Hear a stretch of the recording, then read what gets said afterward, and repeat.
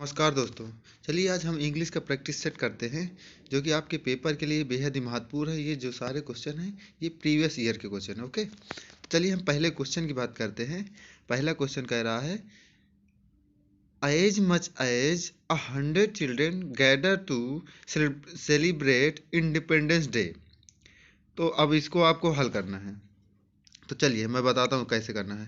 देखो as much as आ गया, इसकी जगह आपको क्या भरना है कि यही होगा, कौन सा सही होगा आपको बताना है। देखो एज मच एज, मच का मतलब इसके बाद जो भी नाउन होगा वो अनकाउंटेबल होगा। तो इसमें 100 ऑफ चिल्ड्रन लिखा यानी कि ये काउंटेबल है, ये तो गलत हो गया। जाहिर सी बात है गलत हो गया, यानी कि बी ऑप्शन आपका चला गया। अब ऑप्शन ए कर रहा है एज लॉन्ग एज, यानी कि लॉन्ग का मतलब यानी कोई लेंथ दिया होगा तब इसका करेंगे। एज हाई एज हो गया। नेक्स्ट दिए गए एज मैनी एज, तो इसमें कौन सा सही होगा? As many as. अब एज मैनी एज क्यों सही है? इसका कारण ये है कि मैनी जो है काउंटेबल साथ प्रयोग होता है। ये एक सिंपल सा क्वेश्चन है, आपका उसमें कोई मान लो करना की जरूरत नहीं है। ओके, चलिए आगे नेक्स्ट बढ़ते हैं दूसरे क्वेश्चन पे। क्या कह रहा, इसी तरह का दूसरा क्वेश्चन फिलिंग द ब्लैंक का है।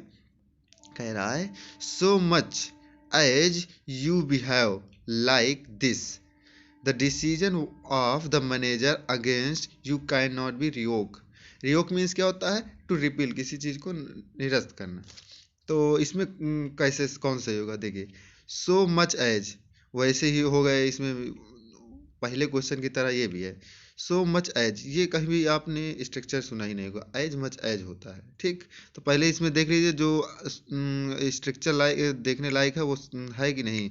देखिए यानी कि नो इम्प्रूवमेंट तो गलत हो गया। ओके, फिर आगे दिया एज लॉन्ग टू, ये कभी आपने नहीं सुना होगा। एज मच टू ये भी नहीं सुनूंगा। एज लॉन्ग एज, देखिए ये सही हो गया। यानी कि जो मान लो स्ट्रक्चर इसमें तो सभी ये गलत है, ये भी गलत है। तो इस ऑप्शन कौन सही होगा? Option C is the right answer. चलिए इसमें भी कोई बहुत बड़ी बात नहीं है। नेक्स्ट आगे बढ़ते हैं। चलिए बताना है आपको वन वर्ड।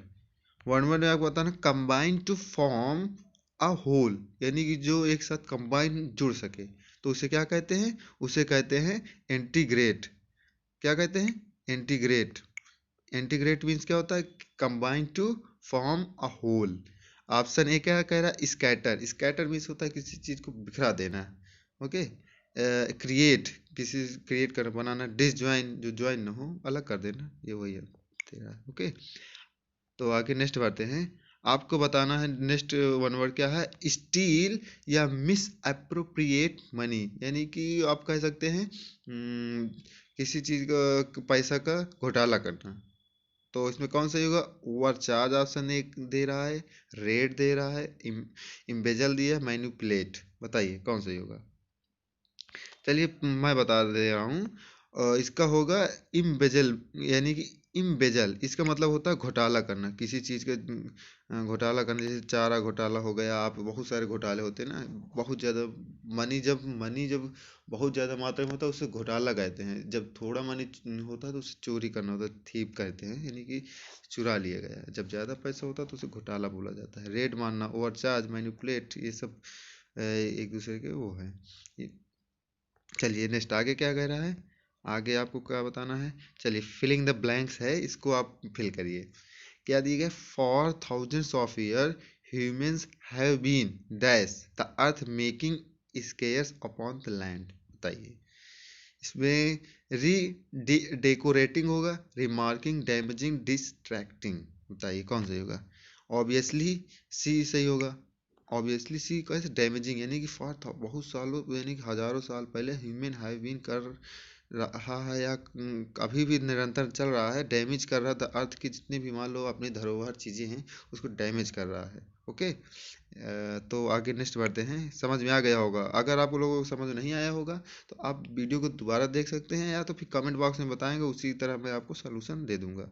ओके, चलिए नेक्स्ट दिया गया है there should be dash punishment for rule breaker, यानी रूल ब्रेकर जो रूल तोड़ देते हैं उनके लिए क्या पनिशमेंट होना चाहिए, कैसा पनिशमेंट?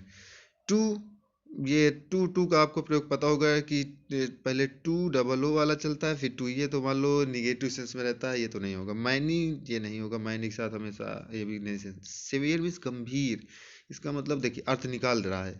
ऑप्शन सी पहले तो सही होगा। देखिए ऑप्शन सी में मैं सही कर दे रहा हूँ। There should be severe punishment, यानी कि उसको गंभीर पनिशमेंट देना चाहिए फॉर रूल ब्रेकर, जो रूल तोड़े। देखिए ओके, चलिए नेक्स्ट आगे बढ़ते हैं। ये सारे क्वेश्चन जो है ना, अभी जो 2020 में 10+2 CHCL CGL क्वेश्चन वो पेपर हुआ है ना, उसी के क्वेश्चन है। देखिए कितने अच्छे क्वेश्चन हैं जो आपके एयरफोर्स, नेवी या 10+2 किसी की पेपर के लिए बेहद ही महत्वपूर्ण है। तो चलिए आपको बताना है कौन सा इसमें गलत है। Select the wrongly spelled word. Steam, respectfully, subtle, mimic. बताइए इसमें कौन सही होगा। तो स्टीम मीन्स क्या होता है, टू रिस्पेक्टफुल, यानी कि सम्मान, रेस्पेक्टफुल तो है ही है। SUBTL माने सूझ। मिमिक मीन्स होता है किसी की नकल उतारना, जिसे कहते हैं मिमिक्री करना, नाना पार्ट करके मिमिक्री करना, वैसे। तो इसमें रेस्पेक्टफुल की स्पेलिंग गलत है। रेस्पेक्टफुल की स्पेलिंग होती है यहाँ, डबल एल नहीं होता है। रेस्पेक्टफुली जब होता है तब डबल एल होता है। ओके, तो ऑप्शन कौन सही होगा, option B is the right answer. Okay, चलिए नेक्स्ट बढ़ते हैं। अब इसमें बताना है इसमें कौन सी स्पेलिंग मिसस्पेल्ड है। पहला था कॉन्सिक्वेंस, फिक्शन, म्यूजिशियन, प्रोविडेंस। बताइए कॉन्सिक्वेंस मीन्स क्या था, परिणाम। फिक्शन तो घर्षण, म्यूजिशियन हो गया संगीत से रिलेटेड। प्रोविडेंस यानी प्रोवाइड, यानी प्रोवाइड मीन्स प्रदान करना, उसी का नाउन फॉर्म है। तो प्रोविडेंस की स्पेलिंग इसमें गलत है। तो प्रोविडेंस की स्पेलिंग क्या होती है, PROVIDENCE। यहाँ ए नहीं होगा। यहाँ देखिए क्वेश्चन ऐसे दे देता है कि बच्चे समझ नहीं पाते हैं। देखो यहाँ ई होगा, प्रोविडेंस। ओके, चलिए नेक्स्ट आगे बढ़ते हैं। आगे आपको बताना synonyms. Okay, select the most appropriate synonyms of given word. Insidious means क्या होता है, इसका मतलब होता है किसी चीज़ का धीरे धीरे फैल कर बाद में बहुत स्थिति खराब कर देना।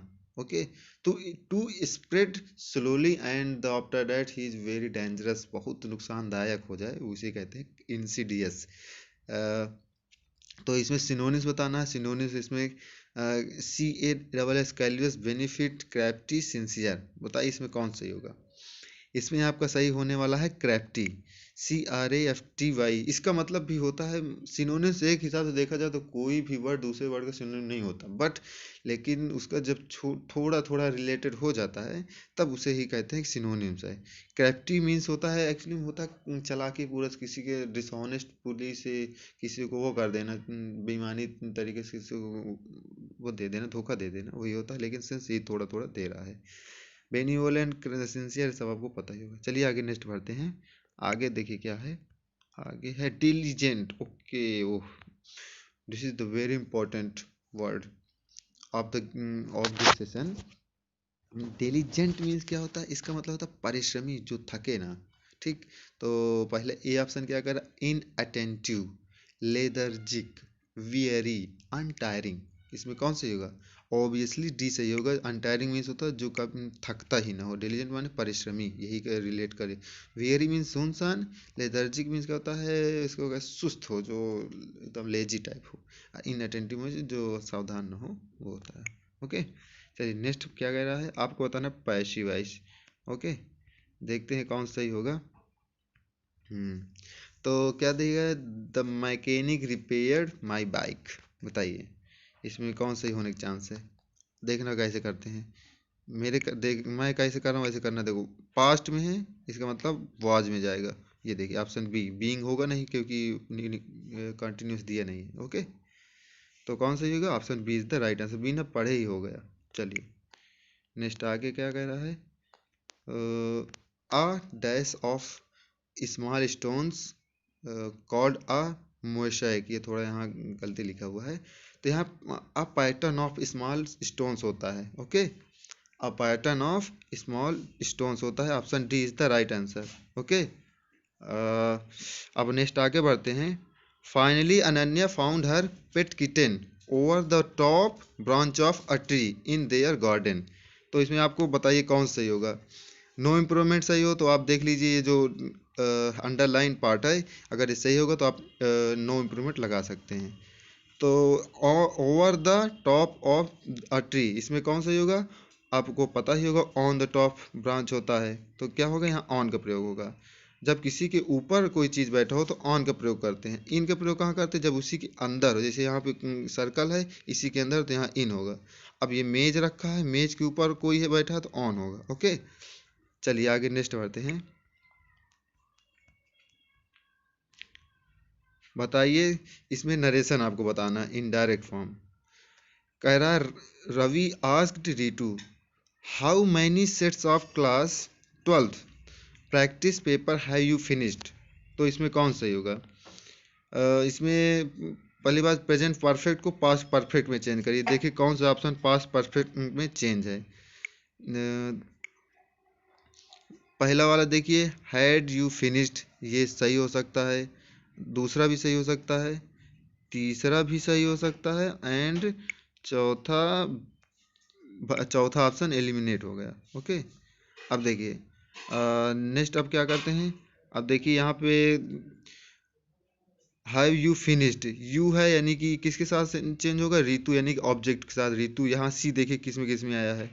ऑप्शन ऑप्शन देखिए बी इसमें आया है, और यही में है ही है। और देखिए पास्ट परफेक्ट में इसमें दिया गया है, बट ये नहीं होगा क्योंकि ये मान लो उसमें पैसे वैसे बन जा रहा है, तो option B is the right answer.